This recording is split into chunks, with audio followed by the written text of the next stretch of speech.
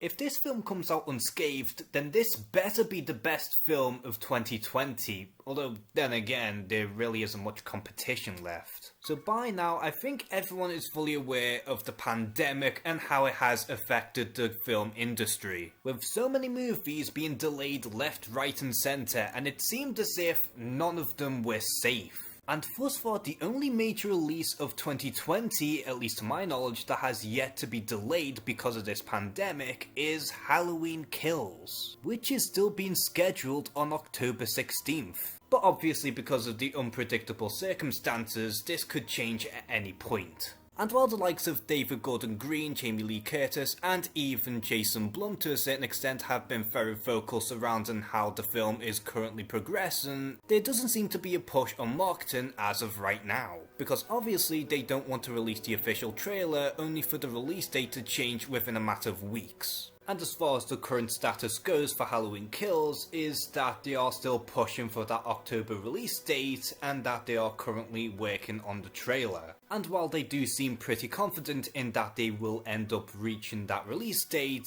they don't want to kick themselves in the balls and have it backfire on their face. Although in this video I do want to discuss and sort of speculate on the likeliness of Halloween Kills being delayed and what could potentially happen, as well as focus on some factors that could affect the film's release. Because admittedly, with something like Halloween Kills, it does have an interesting case in that it could go either way. Now first and foremost, it is common knowledge in that they did film both Halloween Kills and its sequel, Halloween Ends, back to back. And as far as I'm aware at least, I do think that they've completely finished filming Halloween Kills and have gotten pretty far with Halloween Ends. Either that or they've completely finished Halloween Ends as well. But regardless, it is safe to assume in that they've completed production for Halloween Kills at the very least. Unless they have to do little reshoots, but the overall principal filming is done. On top of this, we also know that they have done some test screenings which did receive some positive input. And while test screenings aren't often reliable in terms of how the film may end up becoming in the end, thanks to the positive reception, it does seem like Halloween Kills is on the right page and that the final product will be extra solid. Or at least that's what we would hope and expect.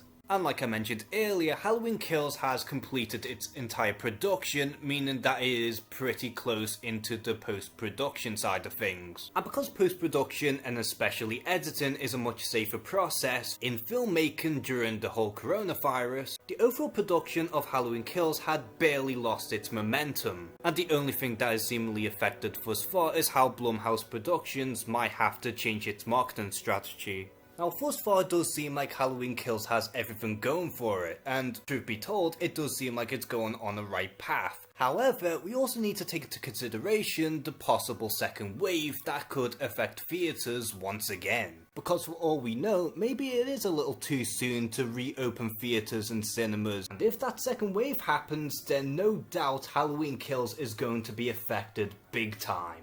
And on top of that, if you look at the current slate of 2020 films on October, you can see that Halloween Kills does have a bit of competition.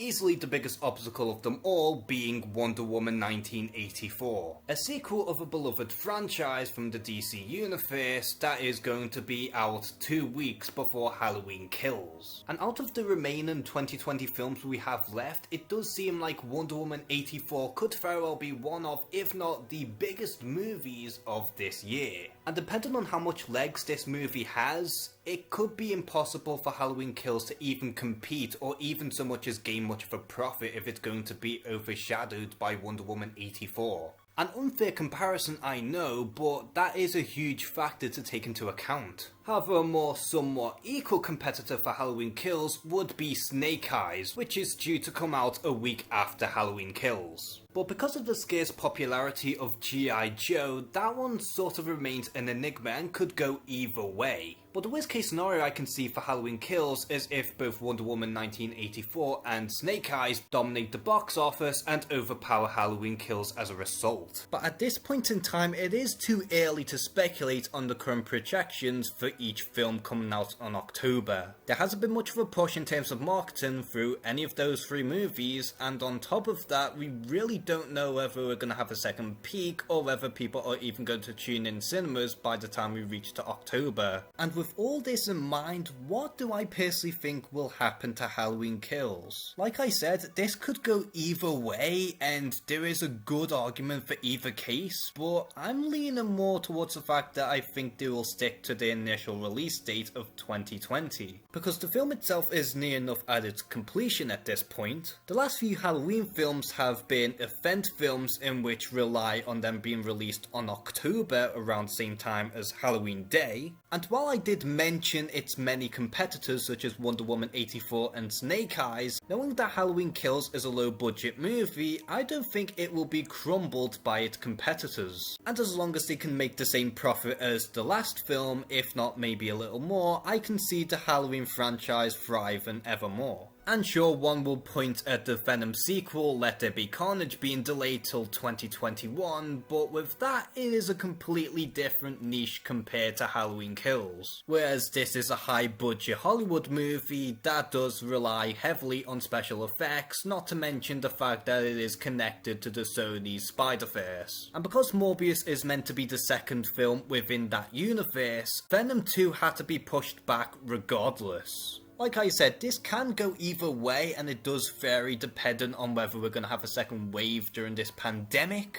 But so long as everything is eased down by October, I don't see a reason why Halloween Kills would be delayed. Otherwise, the worst case scenario is that I can see Halloween Kills taking the release date of Halloween Ends, and that Halloween Ends would be pushed back all the way to 2022. Which, let's be honest, that would be a bit shit. So what are your current predictions on the release date for Halloween Kills? Do you think that it will maintain its initial release date, or do you think that it will be delayed till 2021? And also, are you still incredibly excited into seeing the movie when it does inevitably come into cinemas? Comment below and share some thoughts. And as always, thank you guys for watching this video. Please like and subscribe. Take care and have a good one.